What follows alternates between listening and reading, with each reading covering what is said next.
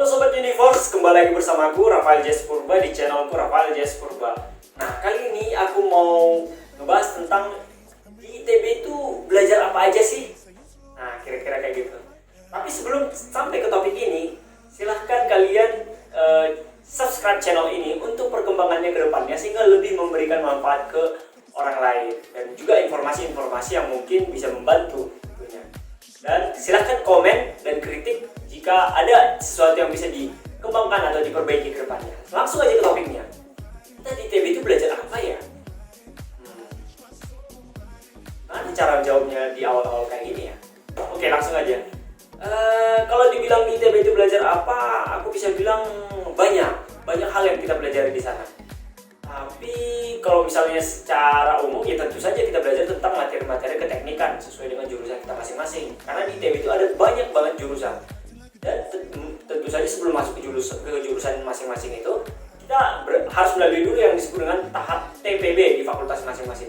TPB ini apa aja? Apa sih Kak? Nah, TPB ini adalah tahap persiapan bersama. Jadi di tahap ini kita bakalan belajar dulu nih pelajaran-pelajaran yang dulu kita pelajari di SMA yang sesuai dengan jurusan kita atau fakultas kita, yang bakalan nanti menunjang kita masuk di jurusan.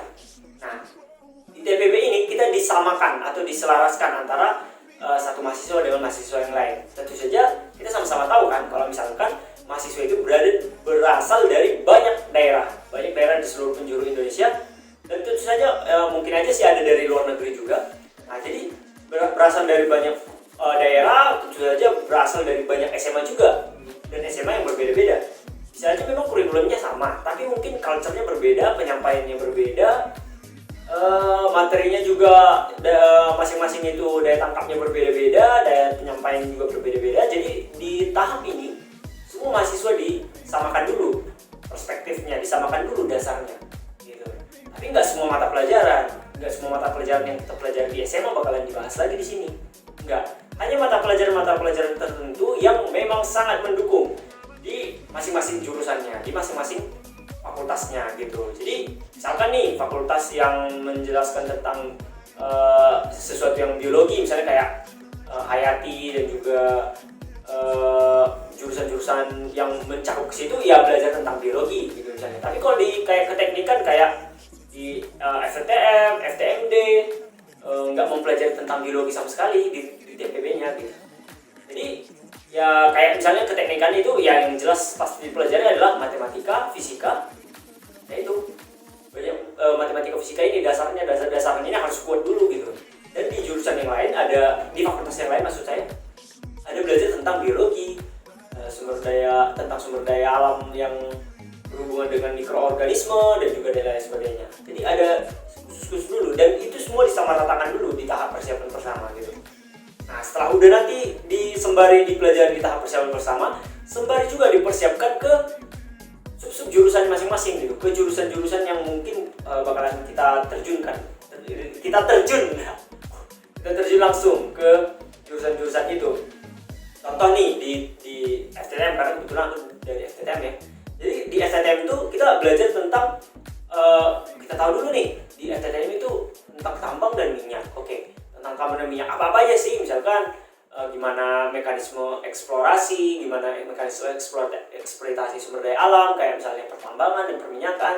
Terus jurusan-jurusan apa aja yang mendukung ke situ, dari hulu ke hilir bagaimana, sistem yang efektif, efisien dan ramah lingkungan itu gimana. Itu secara garis besar dipelajari dulu, secara kulit-kulitnya di TPB ini.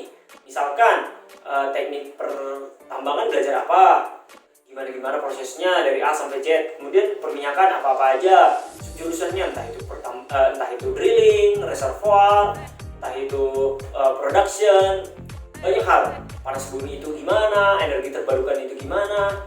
Terus kemudian yang ketiga metalurgi gimana memisahkan material-material tambang gimana yang efektif, efisien dan mengurangi dampaknya ke lingkungan. Karena kan untuk pengolahannya menggunakan proses kimiawi dan juga fisis kan, dan tentu saja bisa aja membuat suatu senyawa baru atau material baru yang bisa merusak lingkungan misalnya kayak gitu. Jadi kita menghindari itu, gimana supaya safe dan juga ramah terhadap lingkungan. Kemudian fisika, mekanisme alat-alat apa aja yang dibutuhkan, bagaimana pemodelan yang kita perlukan.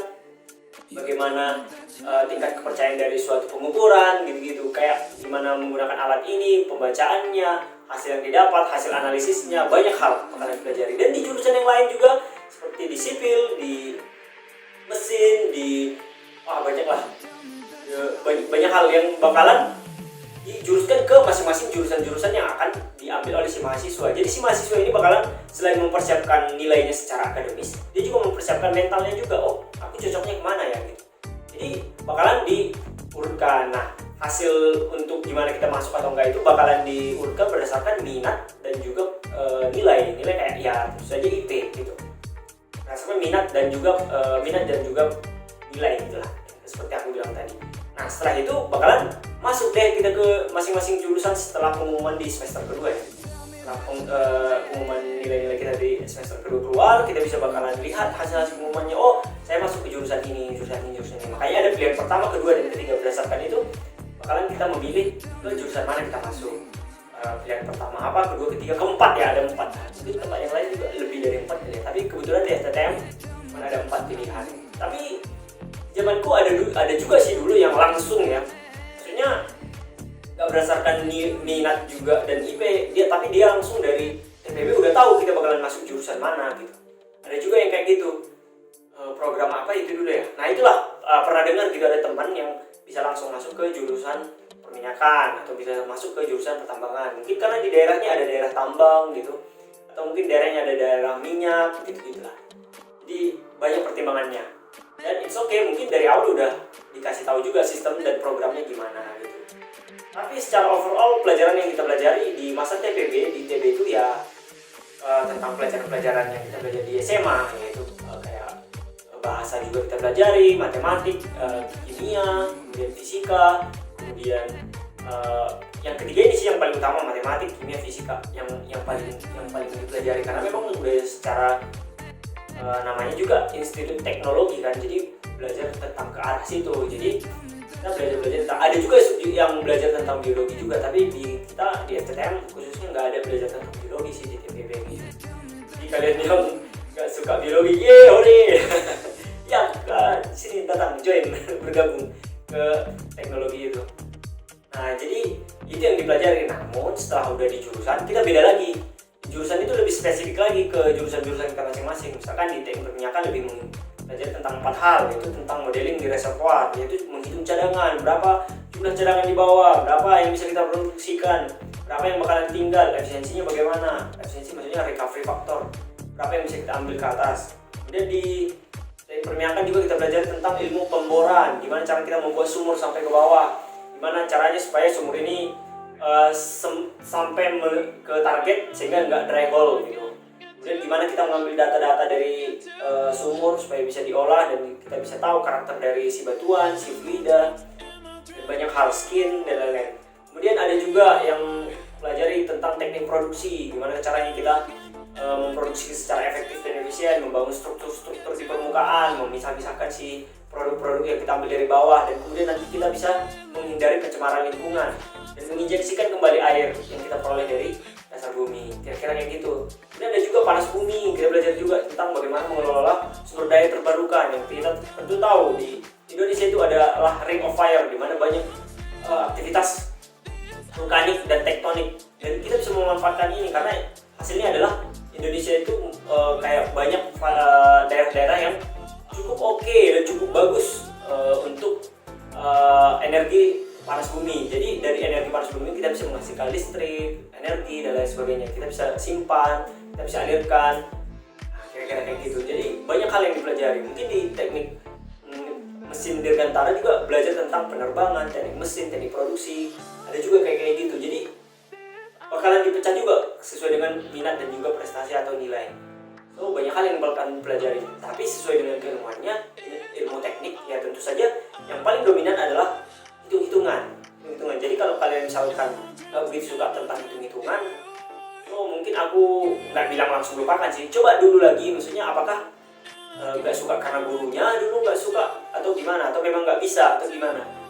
Coba dikulik lagi, kalau ternyata memang bisa, nggak suka karena gurunya dulu, nggak bisa bener untuk ngajarin matematik dan fisika, ya kita bisa belajar sendiri kan. Jadi kita bisa masuk ke ilmu teknik. Tapi kalau memang pun nggak suka, memang beneran nggak suka, ya jangan dipaksakan. Mungkin karena orang tua bilang harus masukin jadi teknis insinyur misalnya gitu, atau masuk perusahaan yang karena gajinya tinggi dan lain sebagainya, ya jangan dipaksakan. Jadi tentukan dulu kalian senangnya apa gitu. Jadi ya itu, jadi jangan karena kata orang lain, tapi lebih karena kata kita gitu. Karena diri kita sendiri gitu yang kita pengen. Emang mau terpenjara seumur hidup dengan sesuatu yang tidak kita suka, ya kan? Itu sama kayak disuruh untuk menikahi seseorang padahal kita nggak suka. Yang menjalani kan kita, bukan orang lain gitu. Jadi jangan mau terpaksa, jadi ikuti kata hati. Apapun itu, mungkin orang tua kita atau paman kita atau yang lain. Kecuali karena kita kurang edukasi, misalnya kita nggak tahu tentang itu, tapi kita langsung tolak mentah-mentah, ya salah juga. Mungkin orang tua kita lebih berpengalaman dan juga lebih punya referensi, lebih baik untuk berdiskusi dulu gitu. Jadi aku pengen ini nih, aku mau masuk ini, aku mau melakukan ini, aku mau. Bahkan aku kadang bertanya, kalau memang kita nggak pengen kuliah, nggak usah juga kuliah gitu, karena ada banyak hal ya akhirnya jadi sia-sia gitu. Kita kuliah ternyata nggak itu yang kita inginkan gitu. Entah pun itu menjadi penyanyi, entah itu pun karir di mana-mana, kan lumayan waktunya 4 tahun bisa kita investasikan daripada uang keluar untuk biaya kuliah kan. So kembali ke diri kita masing-masing, yang kita butuhkan apa, yang kita inginkan apa, yang kita tuju apa. So itu aja dikorek-korek lebih lanjut, ditanyakan diri sendiri menjadi apa, kemudian berdamailah dengan orang-orang yang mungkin nggak setuju dengan kita coba kasih penjelasan, kita saling komunikasi, berinteraksi, dan kalau misalnya ditolak ya jangan sakit hati gitu, komunikasi lagi lebih lanjut. Nah mungkin itu aja yang bisa aku sampaikan, semoga bermanfaat, dan ingat stay bold, dan bye bye.